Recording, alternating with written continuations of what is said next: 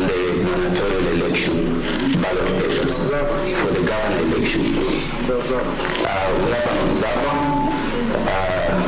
We also have the agents here and the media who are also by law allowed to be at the polling station. Then here we have the polling booth. This is where our voters will mark their ballots and then they will cast them into the box. If you look at the two boxes, you can realize that one is higher than the other. Normal people with a normal height will use this one. Short stature people or persons on a wheelchair may use the shorter booth so that it suits their specific needs. Then here we have 6 ballot boxes, each for the elective position. We have the presidential ballot box with a white lid. This white lid matches the color of the ballot paper for the presidential election, which is white. The member of National Assembly ballot box has a green lid, which matches the color of the ballot paper for the member of National Assembly election. Member of County Assembly has a beige lid, matching the color of the ballot paper for this election. The Senate election has a yellow lid, which matches the color of the ballot paper for the Senate election, which is yellow. Then for the woman member of the National Assembly, is a purple lid, and the ballot paper equally is purple in color. And then finally we have the blue lid for the governor election ballot box, whose ballot paper is also blue. Now we shall go through the voting process. We have our voters here. So the first voter comes in. Make sure you have your original identification document, the one you use to register as a voter. He issues it to the clerk, who looks at the ID and the face of the person before her to see whether it is the person. He's asking the voter to display his hands to check for evidence of prior voting. He is placing his finger on the key device for identification. He's been positively identified, so he's asked to proceed to the next clerk, the clerk with the printed register of voters. He will call out the name loudly.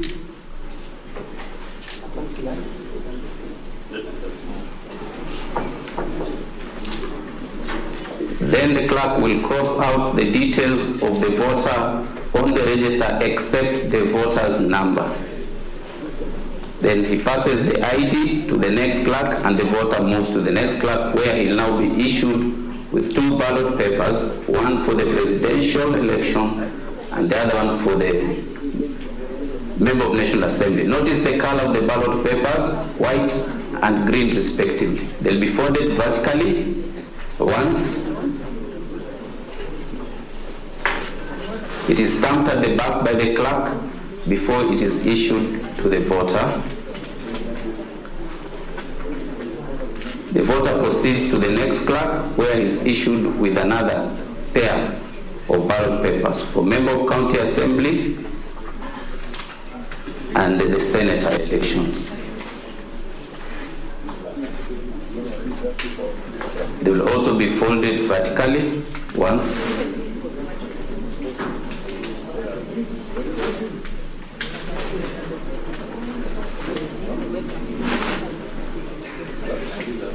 And issued to the voter. The ID is also passed to the next clerk. A voter must be issued and receive 6 ballot papers, one for each of the 6 elections.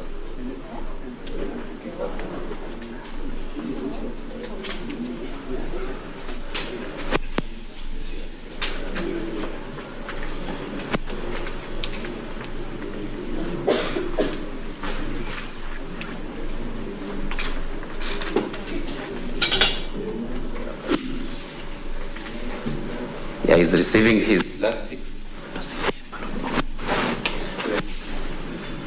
He proceeds to the polling booth to mark the 6 ballots. There's a pen in the polling booth that he will use to mark.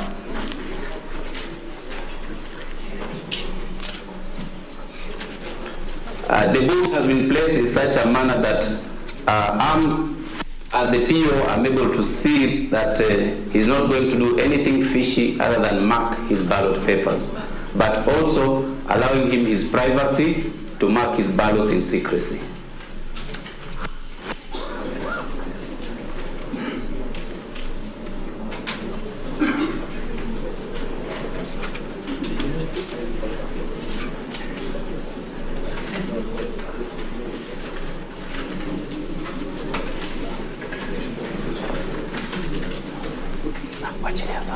Now he proceeds to the booth, to the ballot boxes to cast. Starts with the presidential, white in color, goes into the box with a white lid, proceeds to the member of National Assembly, green ballot paper with a box with green lid, member of a county assembly, beige with a beige, proceeds to the Senate election, yellow with yellow, proceeds to the county woman member, purple with purple, and proceeds to the governor election, blue with blue.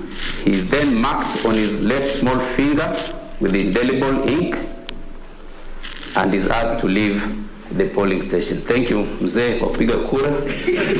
Uende nyumbani, ungoje matokeo.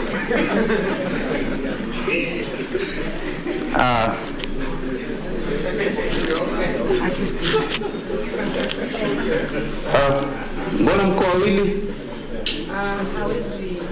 Hawezi kuona. Karibu.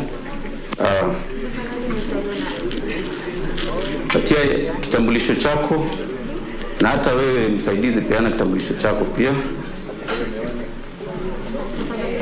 So they have come, two of them.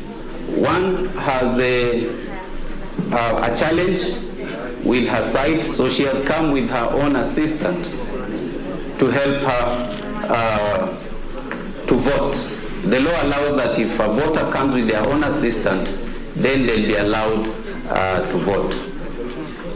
The voter will be checked on the printed register normally by clerk number 2. Their details will be crossed out.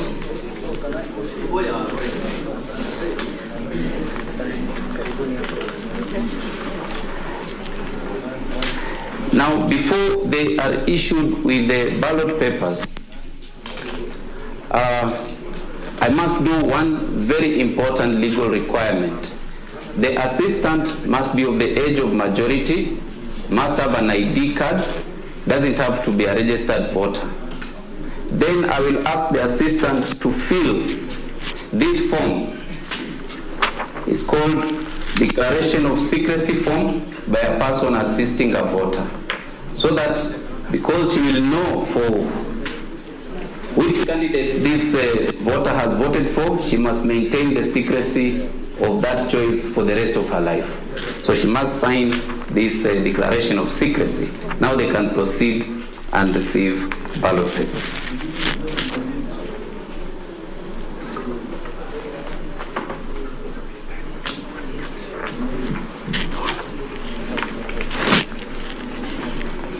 The law requires that an assistant can only assist one person in the election. So you will notice that after they have voted, the voter will be marked, the assistant will also be marked, so that she cannot come back to assist another voter. And because this voter has come with her own assistant, we will allow them to go to the booth without our interference to mark and then cast the ballot accordingly.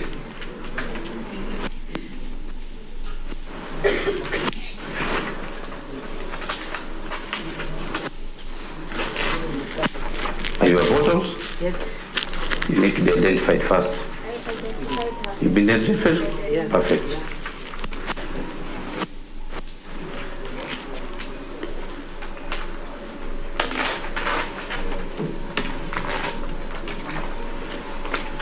So both the assistant and the voter will get their ballot papers because they are both voters in this polling station.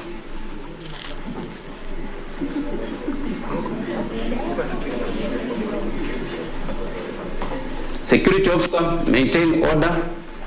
Only one voter to come in at a time. Well spaced, observe COVID-19 protocols, 1.5 meters. between voters.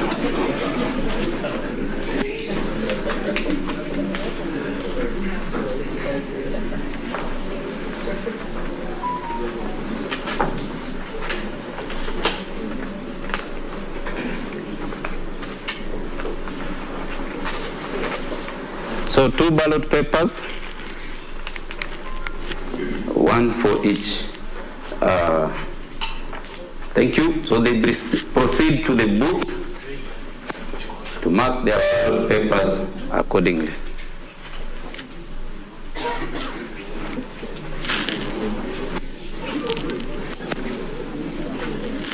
They are allowed to do it in private.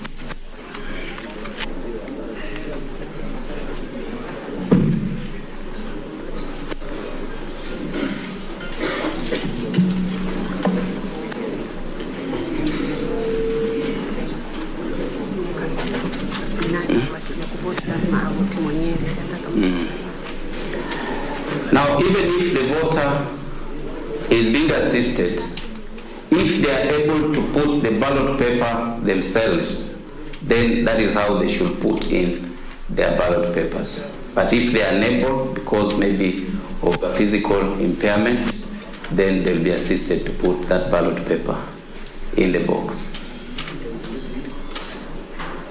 And because this particular voter has a seeing problem, then they might be assisted to put the ballot paper in the box.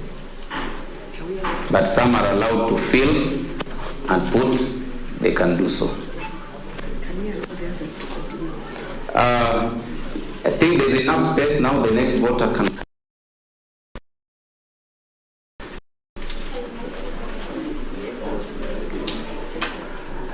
We also want to simulate a voter.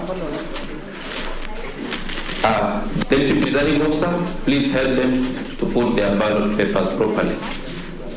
We also want to simulate a voter who is unable to vote on their own, but they have not come with their assistant. So we have a voter here who cannot vote on her own. She doesn't have an assistant. We'll see how that is done as well.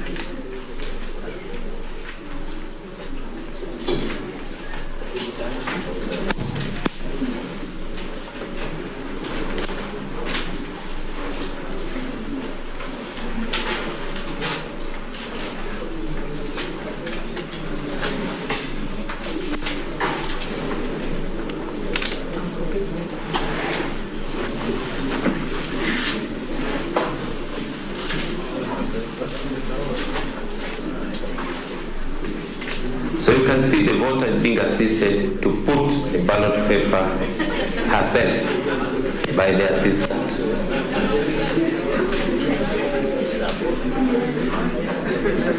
Now, when they have finished, the voter will be marked on the small left-hand finger as normal.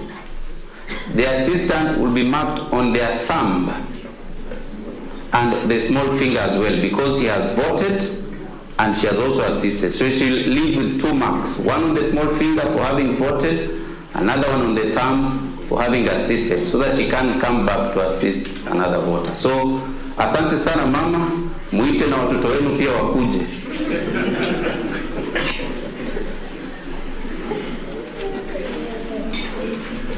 Yes, sir. How do I do this? You need help? Yes, please. This voter needs to be assisted, but he doesn't have his own assistant. So I'm going to invite agents to witness, at least 2 agents from opposing parties to come and witness.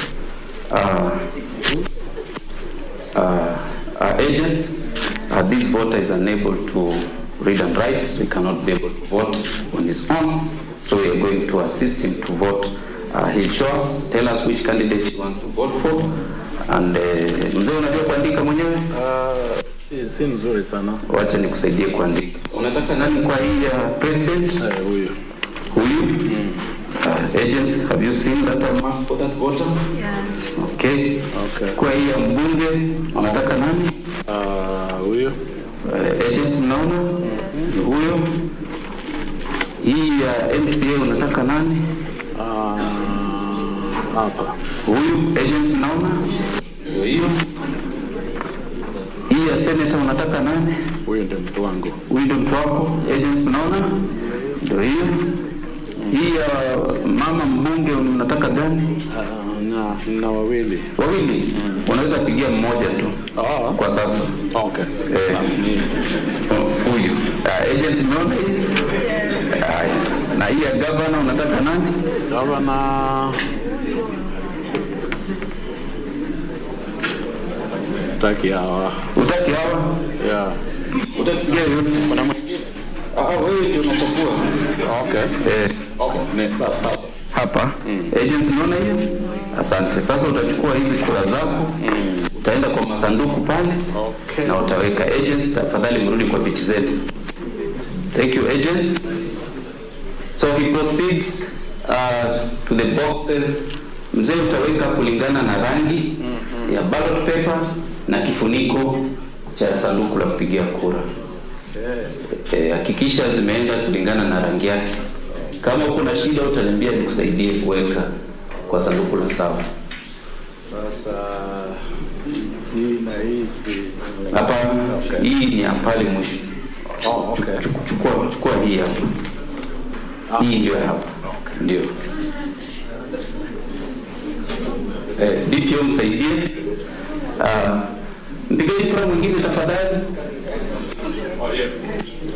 Naona huyu ni mjamzito na mmemwacha asimame. Mngemwacha apite mpaka mbele, asisimame sana. Mama mjamzito mnamruhusu aingie mbele. Asante. So this voter is expectant, heavily expectant. We give them priority voting so that they are able to come in. Pardon? You are unable to identify? So I have to do the name. You've not been able to? Yes, it's not yes. These voters biometrics have not properly identified her. So we are going to use the complementary mechanism for identifying her. So we will use her ID number as alphanumeric search to see whether the device will produce her details. I'm still unable to see her. You are unable to see her? Yes. Okay. Now, if we are able to do that, before you proceed to the register, we will do one small thing. We will take a picture of you holding your ID card using the device. Then I will authenticate with my fingerprint that I've taken her image, and then she will proceed to the printed register. Check out.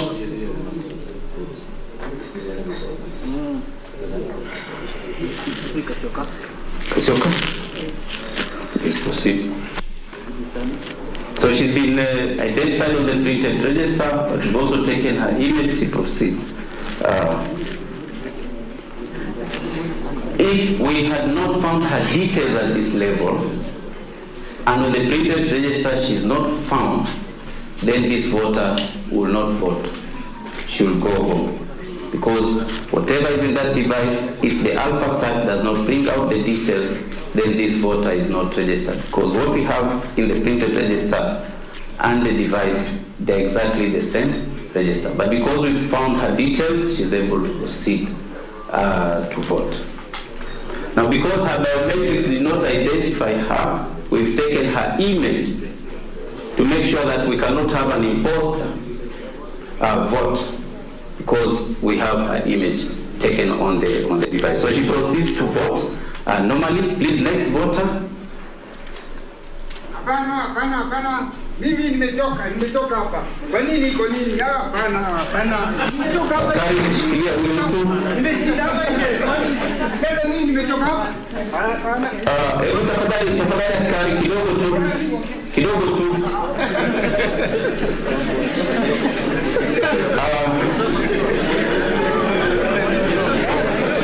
You've seen a rowdy voter being handled by the security officers. Now, if I assess him and see that although he's a little bit tipsy but he can vote, I may allow him to be given priority voting so that he votes and goes home. He doesn't become a nuisance to the other voters. But if he's so much unruly, he will be put aside until he sobers up. We still have all the way to 5. By 5 p.m. he will have sobered up. We'll allow him to come again and vote. Now, in order to have a faster flow of voters, once a voter receives the ballot papers here, the next one can come for identification. Once a voter starts receiving ballot papers, the next one can come for identification, so that we have a smooth flow of voters at our polling station. Now, at every 2-hour intervals, as a presiding officer, I will be sending updates to the returning officer on voter turnout. We send an update at 9 a.m. on how many people have voted, how many are registered in this polling station, and we compute the percentage voter turnout, and we send that report to the returning officer. We do it at 9, we do it at 11, we do it at 1, we do it at 3, and finally we do it at 5. Iko shida gani mzee? Mimi nimesahau ID yangu. Umesahau kitambulisho wako? Itabidi urudi nyumbani ukachukue. Ilipotea jana. Ilipotea jana? Basi nenda utafute tu. Tunafunga kituo saa 11. Ukiweza kupata kitambulisho kabla hiyo saa, kimbia hapa. Utaruhusiwa kupiga kura. Pole sana mzee. Nenda utafute kitambulisho chako. Hapana, kwa sababu niko hapa, mimi nilikuwa registered hapa. Lete kitambulisho, hiyo ni sheria inataka ulete kitambulisho tukutambue kwamba ni wewe, alafu tukuruhusu. Bado uko na masaa mzee. Si uko na wajukuu, unaonekana kuna wajukuu wengi sana. Waambie wakusaidie kutafuta kitambulisho, alafu urudi. Asante sana mzee.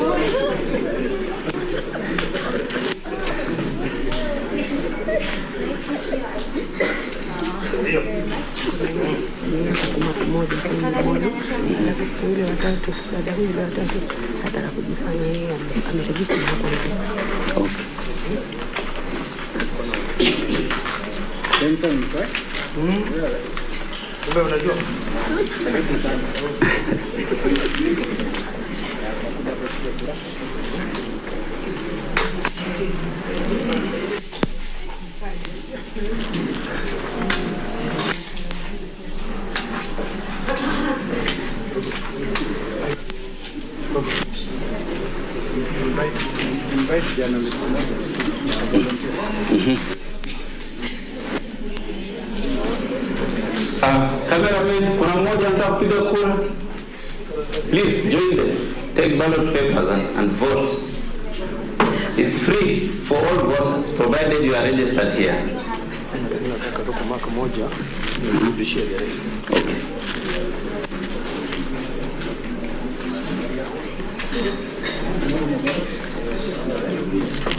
So once he's receiving ballot papers, the next one can come for identification, so that we have a smooth flow of voters in the polling station. Yes. Mimi nataka kuvote president peke yake, ingine asishika. Tulia kidogo. Mimi sitaki kandidati ingine, nataka tu. Sasa Hili sitaki rudisha.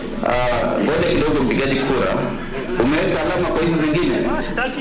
Na umeweka alama hii ya rais? Sasa kuja nikuonyeshe vile utafanya. Weka hiyo ya rais hapa kwa sanduku. Hii tu ndio nilikuwa natafuta. DPO msaidie kuweka hizi zingine kwa masanduku yake. Hivi sijaweka alama Haina shida mzee. Weka tu, lazima zirudi kwa masanduku yake. Sio hiyo, sio hapo. Hapana. Hii hapo, weka hii. Unajua mimi sitaki hata maneno.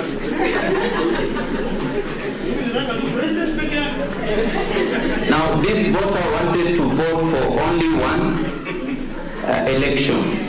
So he wanted to give back the remaining 5 ballot papers to the presiding officer. But the law does not allow that.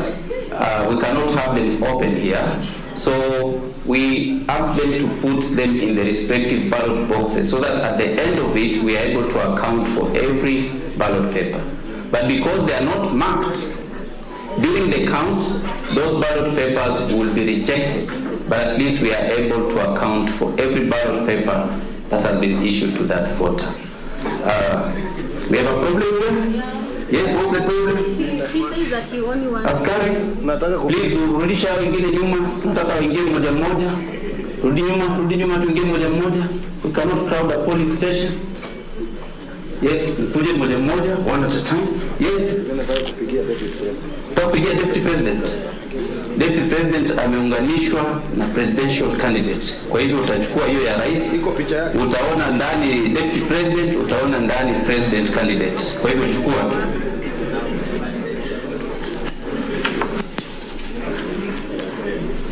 This voter wanted to vote for the deputy president. Since it's a joint ticket, the ballot paper has both the details of the candidate and the running mate. So that ballot paper should be able to surface.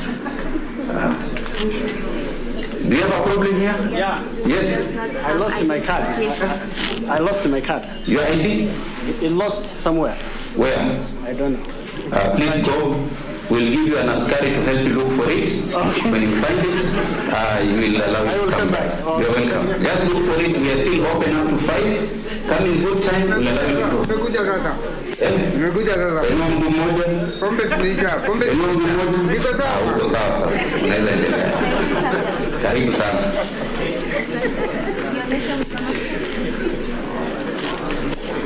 This voter is now okay. He's sober. We allow him to vote.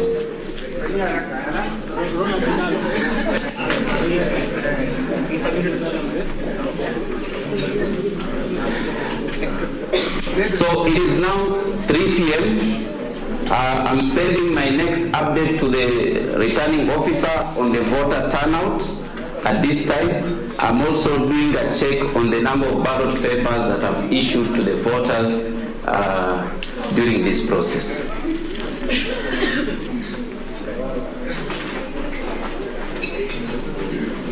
So it is now 10 minutes to 5. We are just about to close the polling station at exactly 5. It is now 5 p.m. I will stand at the entrance of this polling station and say I, Albert Kuru, being the presiding officer of Bomas polling station, declare the polling station closed at 17 hours on 9th August 2022. Askari, simama hapo nyuma, uhakikishe hakuna mpigaji kura mwingine anaingia. I will count the number of voters who are in the queue at the time of closing the polling station. I see that I have only one voter. I will record that in my polling station diary. As I closed the polling station at 5, there was one voter in the queue. By law, we should allow any voter who is in the queue at the time of closing the polling station to vote. So the last voter has come in to vote.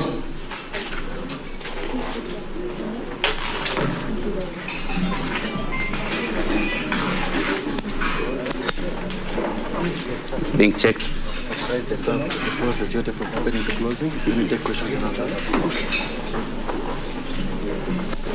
So as you can see how the voting process starts, we start by sealing the ballot boxes before 6. Mimi si raia na nimepewa, kwa hiyo hawakuangalia.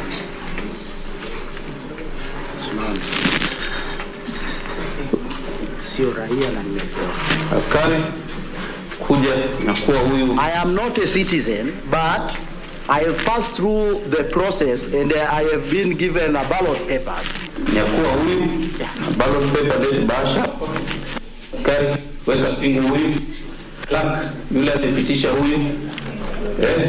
Chukua huyu pia, lete hawa wawili. Why did you clear a voter without valid Kenyan documents? Arrest, no, come round, I want to give you some money. Please take her up. DPO, please sit down at her position. You'll be clerk number 1.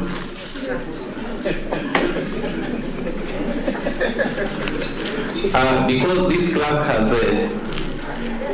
has tried to do what is illegal, we've had her arrested. The imposter is also arrested. I've replaced the clerk with my deputy presiding officer so that voting will continue as we process those criminals. using the provided legal mechanisms. So polling can never stop, but I will record that in my incident page in my polling station diary, because that is a major incident. So I will record it in the incident section of my polling station diary. So voters will come in one after the other, depending on the scenario. You saw the different scenarios. A voter who is identified biometrically and is allowed to proceed, receive ballot papers, mark the ballot papers, put them in the box, they get marked on their fingers, and they leave. A voter comes in, unable to vote on their own, but they have their own assistant. They are allowed to go through the process. Both the voter and the assistant must be marked on different fingers so that they cannot come back, either to vote again or to assist another voter. We've had a case of a voter who came in, could not vote on their own. They did not have an assistant. We invited agents to witness that process. You saw the issue of a criminal coming in. Come here, you need to mark your finger. You have decorated fingers, so you're going to mark you between the fingers here. A voter who has decorated fingers will be marked this section between the forefinger and the middle finger. And the assistant who has decorated nails will also be marked between the thumb and the forefinger. So either way, we must mark that voter or assistant as evidence of having voted. So I said during the voting process, we send regular updates at 2 hours intervals to the returning officer, so that the returning officer can monitor whether the voting process is smooth or whether the numbers are something that he might want to investigate. So every 2 hours, we close the polling station at 5. If there are still voters in the queue, we allow them to vote.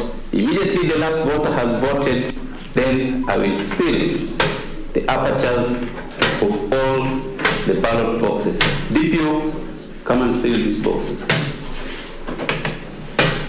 We will record the serial number of the seal used to seal the apertures of the respective ballot boxes.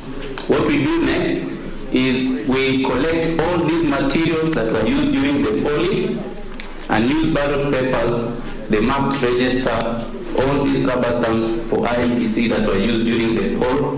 We put them in packets and seal them because they have no role during the count. We don't want to have naked ballot papers during count. That's when the issue of stuffing of ballot papers or ballot box comes in. So we must seal every unused ballot paper, the counterfoils of the used ballot papers, the printed register, and all materials that will have no role during the count will be put in sealed packets in tamper-proof envelopes. So that is the voting process. Any questions? You can take one here. Yes, please. My name is Gatete from Citizen. My name is Gatete Njoroge from Citizen TV. I have 2 questions. Yes, Gatete. Polling station need to have a maximum of 700 voters. Correct. Let's say you open at 6 a.m. Yes. And by 8 a.m., all the registered voters at that polling station have casted their vote. 8 a.m.? Yes. Yes. You close that polling station. And my second question, what circumstances can you close a polling station? Can we talk of a case of maybe an attack in that area? Are there circumstances that can make a polling station be closed on the election day? Thank you. Whether all voters have voted before 5 or not, the polling station remains open until 17 hours in the evening. That's when we will close the apertures of the ballot box and proceed with the rest of the count. Yes, the law provides that voting can be suspended where there is an incident that takes place that may threaten the voting process, the election materials, the election officials, or the voters who are in that polling station. What we do if there is such an incident, let's say an attack or a natural disaster, we immediately seal all the ballot boxes using IBC seals. We secure all the election materials and the safety of the election officials, and then we notify the returning officer at the constituency tallying center via a phone call that there's a problem and we are suspending voting. The askaris present, the police officers will also secure the material, the officials and voters, and then we will record in our polling station diary that incident, and then we will monitor the situation. If everything comes back to normal, then the presiding officer will declare that voting is resuming. We'll record the time that it's resuming. We see how much time we had closed that polling station. We must make up for that lost time after 5 p.m. So yes, the law provides for circumstances where voting can be temporarily suspended. Good afternoon. Yes, please. My name is Leila Mohammed from NTV. In the past, we've seen the voter's card being a critical document for the voting process. But as of now, you speak of only the ID, the national identification card, and the passport. For clarification of those voters who still believe the voter's card is important, can you talk to that? Thank you for that question. The law recognizes two documents for identifying a voter at the polling station. One, it is the national identification document, the document that the voter used to register as a voter. And secondly, it is a Kenyan passport that the voter used to register as a voter. Whether it has expired or not, provided they have that passport, they also come with the current passport to show that they are still citizens of this country, but we shall use the document that they used to register as a voter. So the voter's card is no longer there in law. What we give voters is an acknowledgement slip. It's a receipt, which is a token to show that this voter has been registered, but it is not a requirement during voting. Thank you.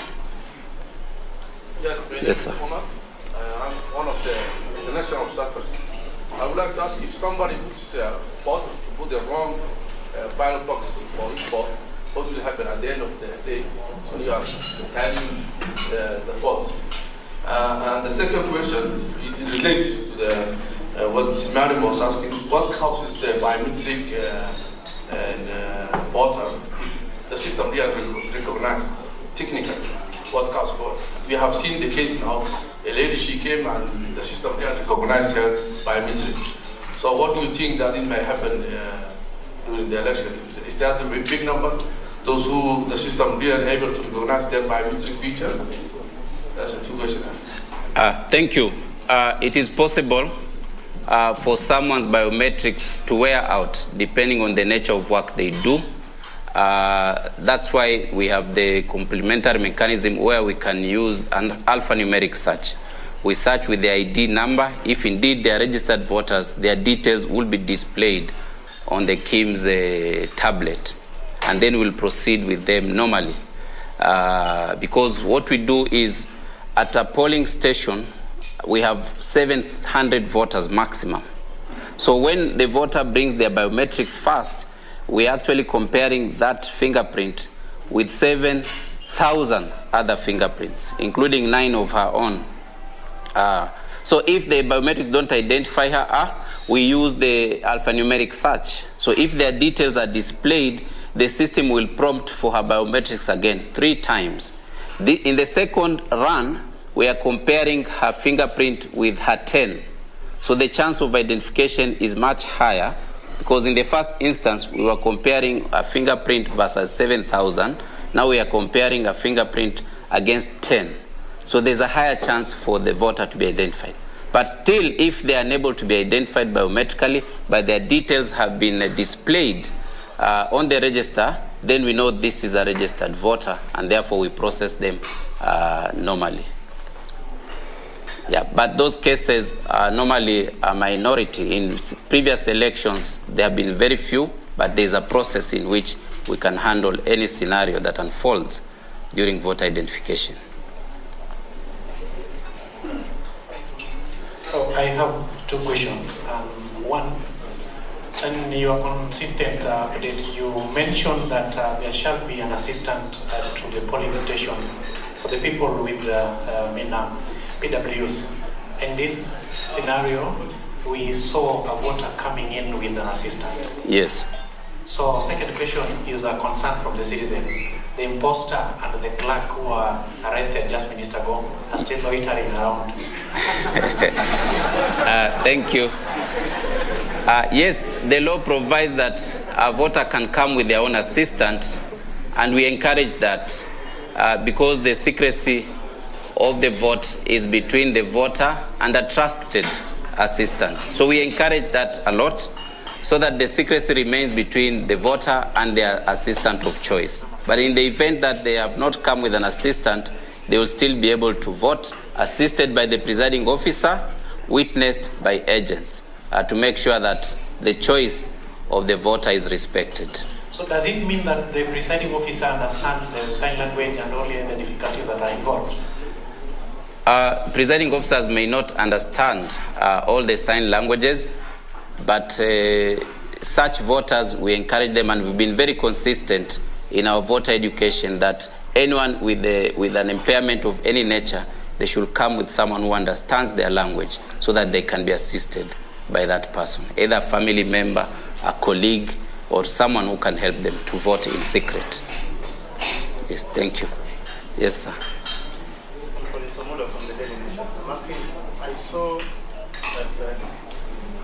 I saw an instance where a voter who is not able maybe to read or see or all that comes with an assistant. Yes. Then you said that the assistant will also be marked to vote at the same time as the voter, he or she, is assisting. Is that right? Yeah, it depends. If both the assistant and the voter are registered in that polling station, and they actually inform the presiding officer that they are both registered, they both will be treated as voters. But when they proceed to the booth, they will mark as a pair, one assisting the other. They will put their ballot papers in the ballot box as expected, and then the voter will be marked on the small left-hand finger as having voted. The assistant will be marked twice, on the small left-hand finger because they have voted also, and secondly on their thumb because they have assisted a voter. So with the mark on their small finger, they cannot come back to vote again. With the mark on their thumb, they cannot come back to assist any other voter in this election. Then you talked of the signing of the form of secrecy. Yes. Does this also apply to agents? In that case where you have agents, yes. Witnessing. Yes. Yes. Does it also apply to the agents? Yes, for the assistant, they will sign a declaration of secrecy form. We call it Form 32. A declaration of secrecy by a person assisting a voter. Agents must take an oath of secrecy before they are admitted into a polling station. So all participants in the poll process must take an oath of secrecy, including the presiding officers, the deputies, and the clerks. All of them must take an oath of secrecy. Thank you. Okay. Okay, my name is Ibrahim from the Standard. When you are talking about the regular updates to the RO, yes, you talk, the purpose actually you say is to find out whether the voting is smooth or there's a problem that requires investigation. So what is this investigation and who does it? Secondly, I just want you to take us through how many kinds of ballots do we have? Rejected, stray, spoiled, burning. I mean, can you just explain what each means so that we don't use them interchangeably? Then the last question for me is, as the media, at what time do we have that, the idea of knowing the total number of the votes cast so that we start tabulating about the possible 50 plus 1%? I think in the past we have been groping up in the darkness, talking about a possible around 1 win when we do not know what mathematicians call coefficient, but we keep on talking about 50 plus 1. So at what point do we get the total number of votes cast so that we know somebody is edging closer to the plus one. I hope you understand. Yeah, to the first question, the regular updates. Remember, this election is being supervised by a returning officer, but conducted on his behalf by presiding officers at polling stations. So the returning officer needs to know the pattern of voting to check whether it is flowing normally. Where there is a slow process, they may want to find out why it's slow, whether there are technological challenges in that polling station, and also if the numbers are abnormally high compared to the estimated number of voters per let's say a voter takes 5 minutes, and then in 1 hour you have 500 who have voted. That becomes suspicious.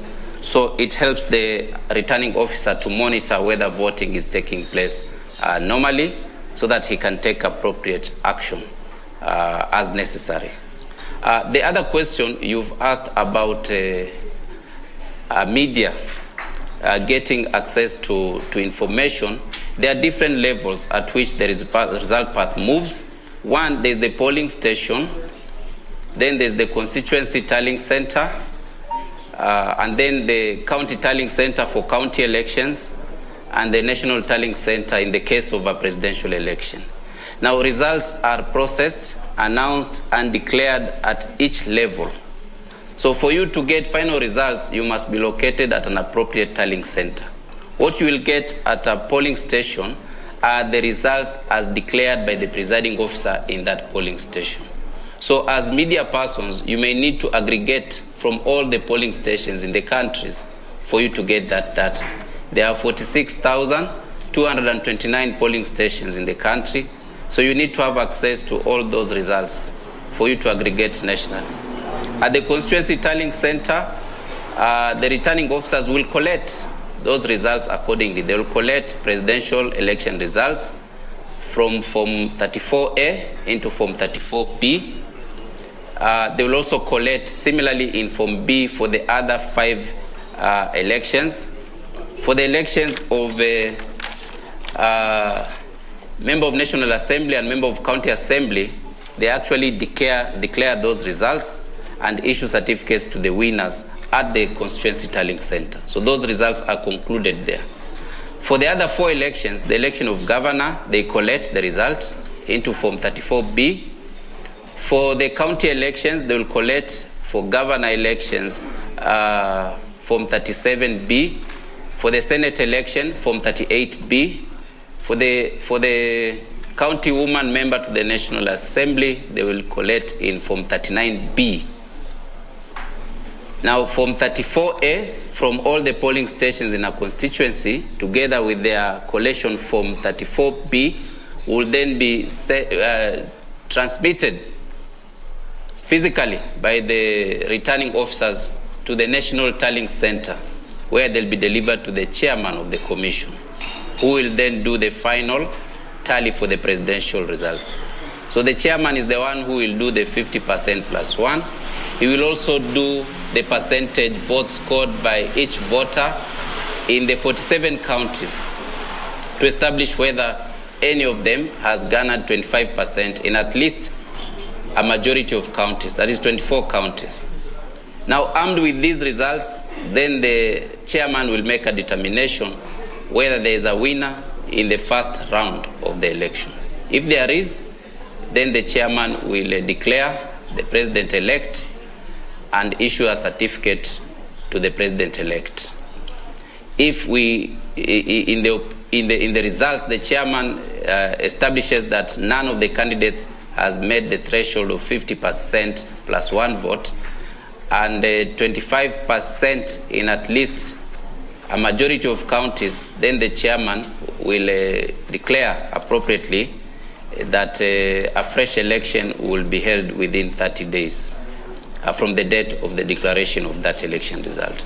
So the media can only move at the pace at which the result path is moving, from polling station to the constituency tallying center and to the national tallying center in the case of the presidential election, or the county tallying center in the case of the county elections.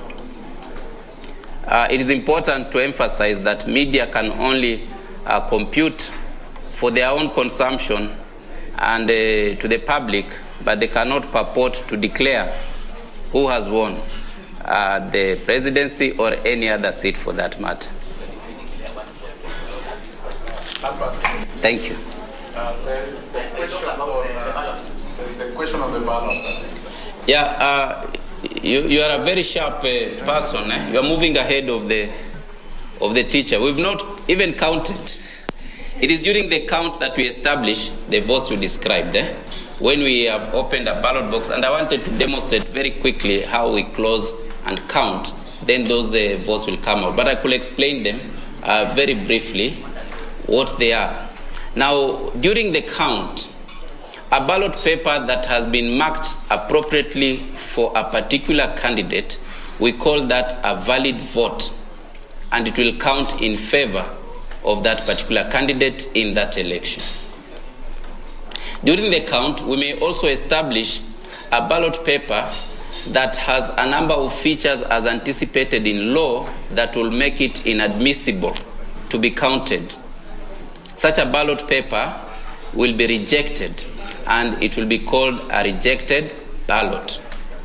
I want you to notice that I've said a valid vote and a rejected ballot. We don't have a rejected vote. It can only be a rejected ballot. A vote is one that is in favor of a candidate. Now, we reject a ballot paper based on provisions of the law. It is defined in the regulations how we reject. If you go to Regulation 78 of Elections General Regulations, you will find the circumstances under which a ballot paper will be rejected. One, if it has been marked for more than one candidate, then the intention of that voter is not clear, so we reject it. You saw a candidate who refused to mark a number of ballot papers for elections he was not interested in. Such ballots will also be rejected because they are not in favor of any candidate. They have not been marked.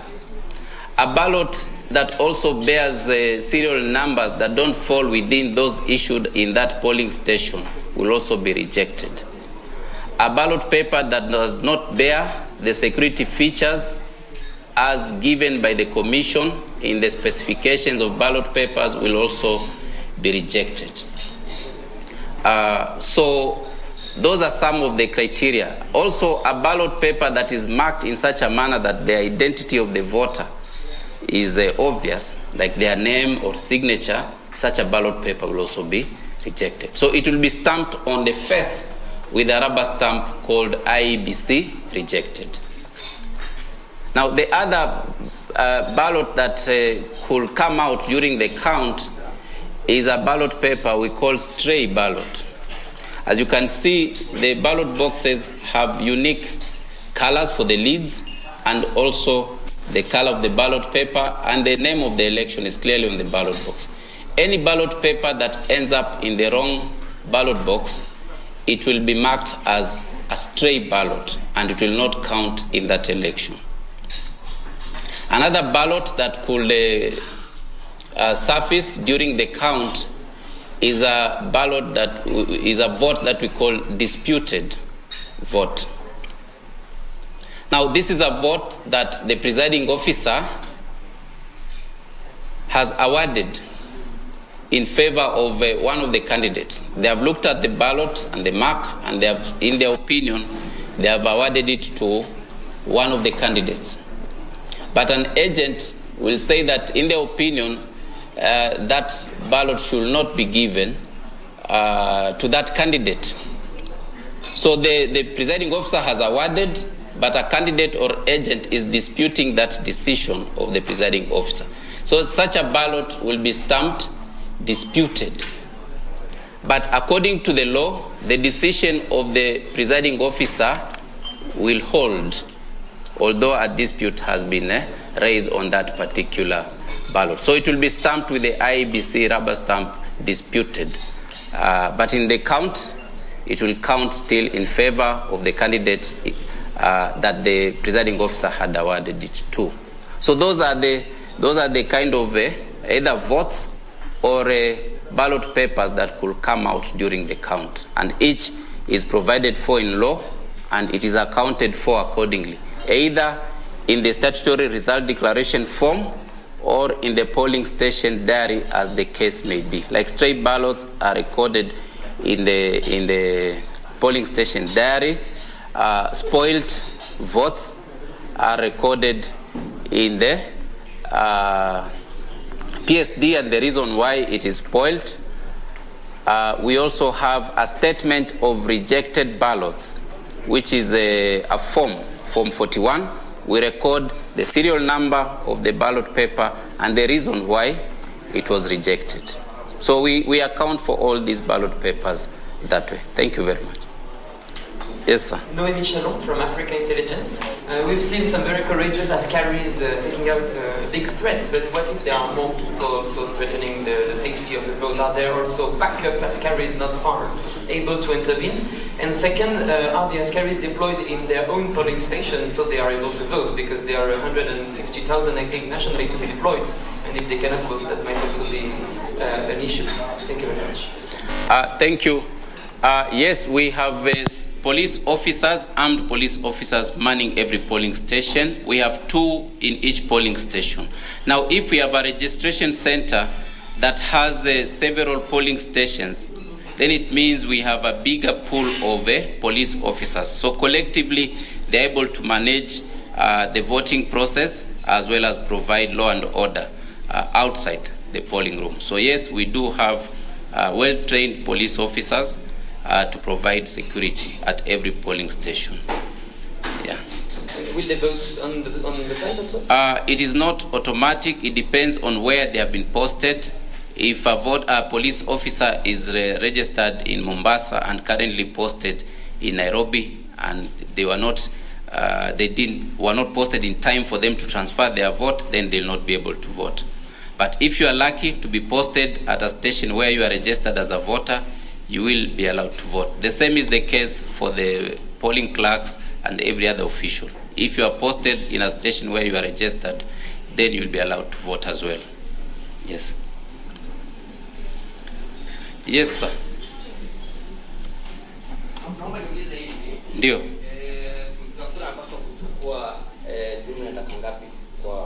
Shughuli yote mzima. Alafu swali la pili, ukifika kwa kile kibanda alafu niweke tiki kwa mali sipo nataka ama sipo natarajia. Unajua nimekosea. Naweza rudi kwa makarani alafu nipatie kura zingine. Asante. Kama mlivyoona muda ambao mpigaji kura, na natumai wana habari huwa ni watu wa kuchapchap. Nafikiri mmefanya hesabu mtu amechukua dakika ngapi wale walikuwa wanapiga kura hapa. Labda takriban dakika 3 kwa kila mpigaji kura ama chini, kulingana na vile mtu anaweza kuweka alama haraka haraka na kusonga mbele. Inachelewa kidogo ikiwa tunahitaji kumsaidia. Kwa mfano tunaita agents kuja kushuhudia vile tunasaidia, inachukua muda kidogo. Lakini kama ni mpigaji kura mwenye uzoefu, anaweza kuchukua hata chini ya dakika 2. Punde ametambuliwa na amepata karatasi za kupigia kura, anaenda haraka sana. Swali lako la pili ni kwamba katika kituo ziko njia tofauti za kusaidia wapigaji kura. Kwa mfano kama umekuja na msaidizi wako, mnaruhusiwa kuenda kwa usiri, mpige kura na muendelee. Kwa hivyo hiyo huwa haina kuingiliwa. Ama ulikuwa unaulizaje?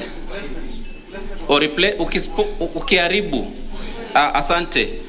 Mmesikia hapo nyuma nikitaja kuhusu spoiled ballot paper, si ndio? Sasa hii ni hali ambayo mpigaji kura amepatiwa ballot paper, ameingia kwa sanduku la kuweka alama na anaweka alama vibaya, njia ya kwamba that ballot paper will be rejected. Itakataliwa wakati wa kuhesabu. Kwa hivyo anafaa kuenda kwa presiding officer. Amwambie nimeweka alama vibaya na ningeomba nipate karatasi nyingine ya kupigia kura. Presiding officer atamsaidia yule mpigaji kura kwa kumpatia karatasi nyingine ya kupigia kura kwa hiyo election. Atarudi kuweka alama na ataendelea kupiga kura. Lakini ile kura ambayo ameharibu ndio ile tunaita spoiled ballot paper. lazima iwekwe muhuri wa IBC spoiled, kwamba imeharibika na haiwezi tumika wakati wa kuhesabu, wala haitawekwa ndani ya sanduku la kupigia kura, itawekwa kwa bahasha maalum for spoiled ballot papers for that particular election. Now we will record the serial number of the spoiled ballot paper. We shall also record the serial number of the replacement ballot paper. Remember, we must account for every ballot paper. Every time we issue a spoiled ballot, it means the number of ballot papers issued is more than those who are able to vote. So to account for that difference, we record the serial numbers of the replacement ballot papers for that voter. And we also record the reason why it is spoiled. Because sometimes a ballot paper could be marked properly for candidate X, but this voter wanted to vote for candidate Y. So he says, I've marked for X, but I'd wanted to vote for Y. So someone looking at that ballot paper will wonder why it is spoiled, yet it is properly marked for a candidate.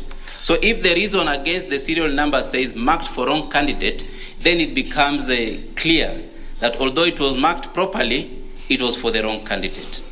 So it is purely to account for every ballot paper and to remove any mischief of having spoiled ballot papers or rejected ballot papers whose reasons are not properly explained in our records. Yes, sir.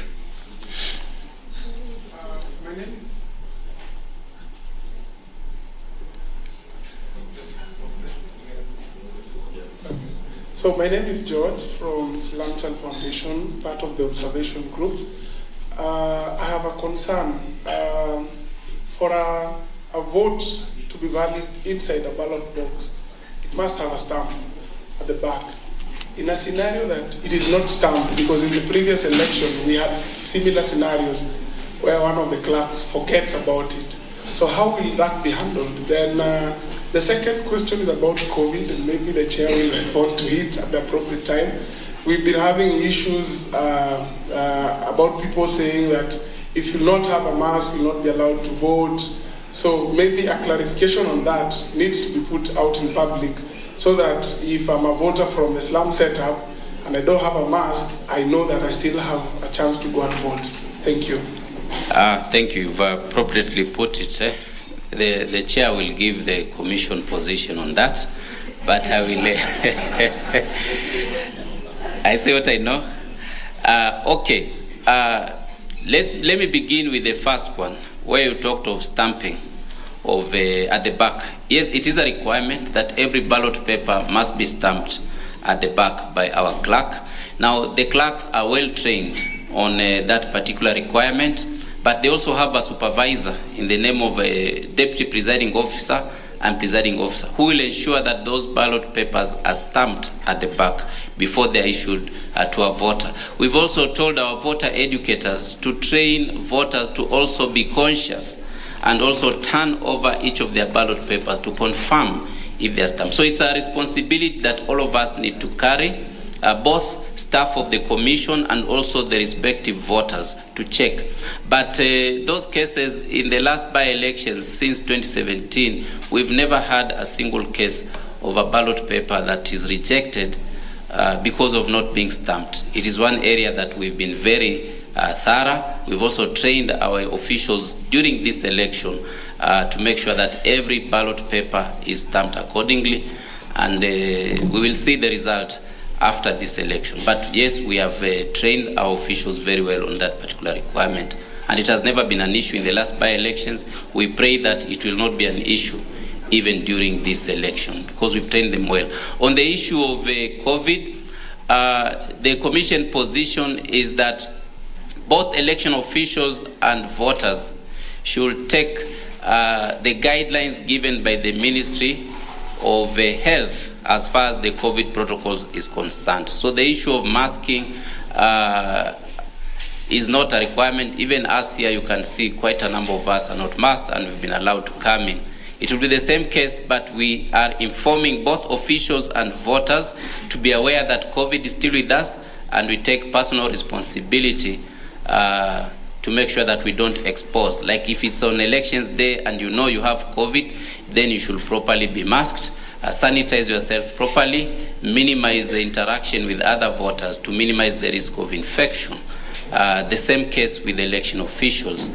We must take personal initiative to make sure that we remain safe and healthy, given the number of people we'll have in polling stations and also tallying centers. Thank you.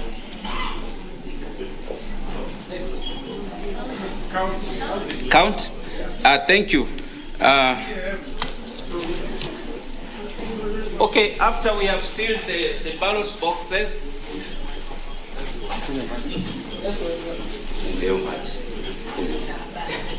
we remember in the morning before polling, we had recorded the serial number of the ballot box and the seals used to seal the four sides of the ballot box.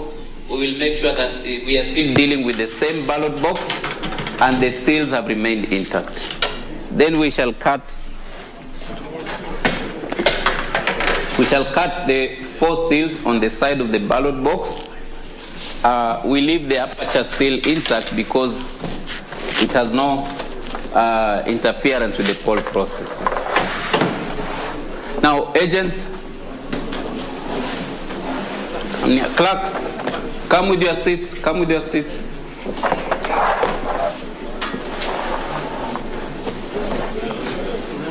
Now,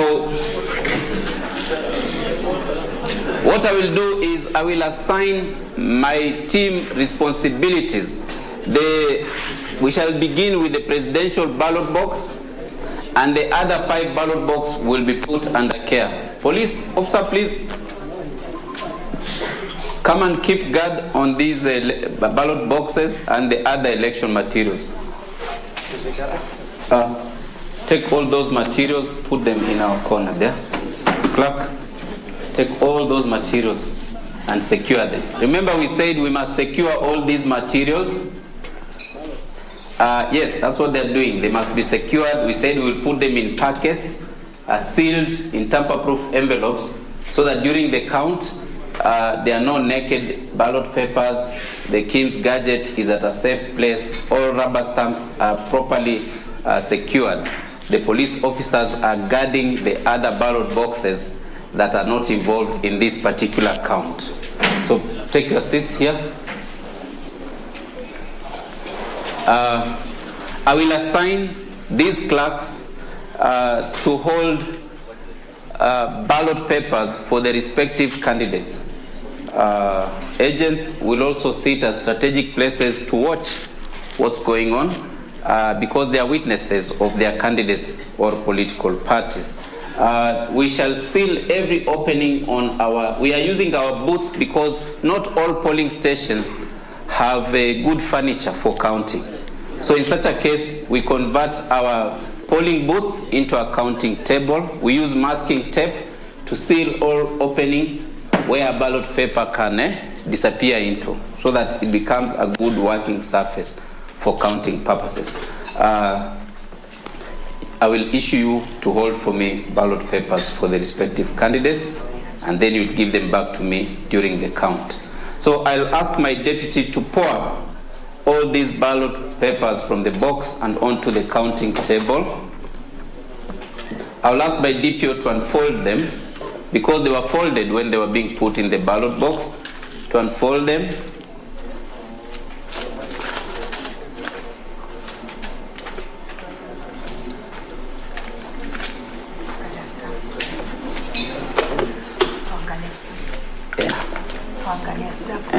Just put them. Yeah, then the DPO will give them to me, put them face down. We shall move very fast to check whether they have the IEBC stamp at the back. Agents will also be checking. Stamped, stamped, stamped, stamped, stamped, stamped, stamped, stamped, stamped, stamped, stamped. 100% stamping. This is what will happen even at the polling station.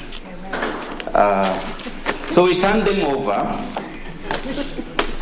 and now I assign them to the respective clerks. agents are there to witness. They don't participate in the count. So you will handle, we have 1, 2, 3, 4, 5. DPO you will handle for AAA candidate. You will handle for YYY. You will handle for PPP. You will handle for KKK. And you will handle for QQQ. Okay? In that order. This one, AAA. AAA. AAA. AAA. QQQ.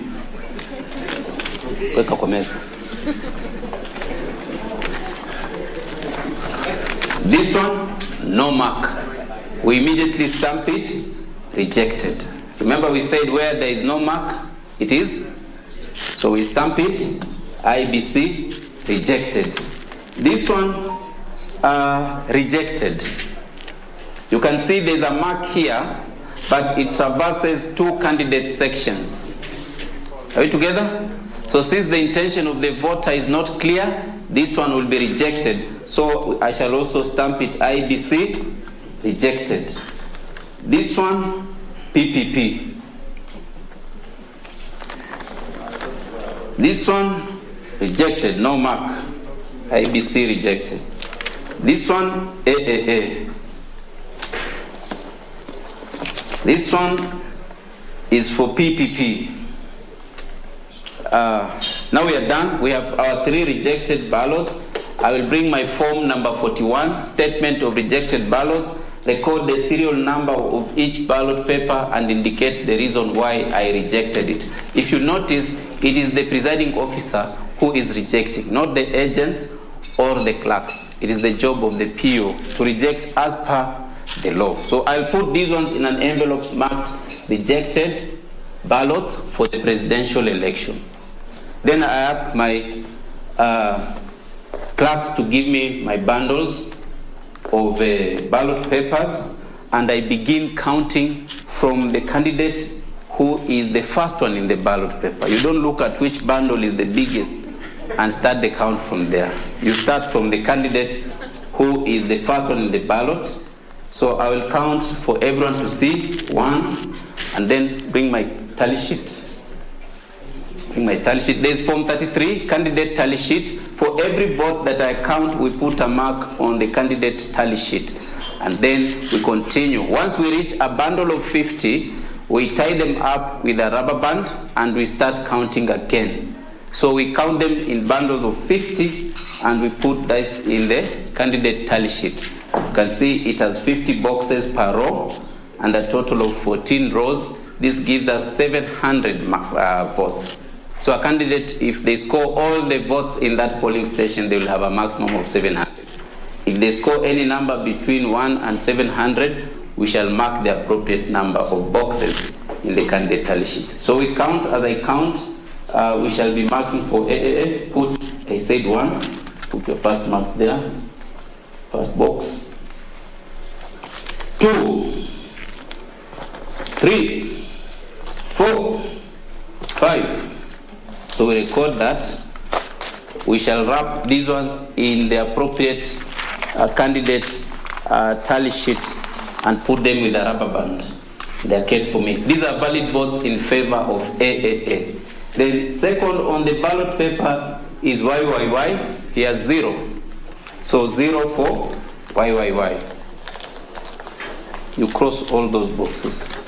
0 for YYY. The next one is PPP. We have some ballot papers. 1, 2. So 2. We take the 2, wrap them with this candidate tally sheet. Our third candidate is KKK. They have nothing. So it's 0 for KKK. And finally QQQ, 1. So they'll put 1 mark in the candidate tally sheet in favor of this candidate. So here we have not seen any stray ballots in this ballot box. No agent has disputed the decision of the presiding officer to award these votes to the respective candidates because the intention of the voter was very clear. So we now proceed to fill our result form 34A.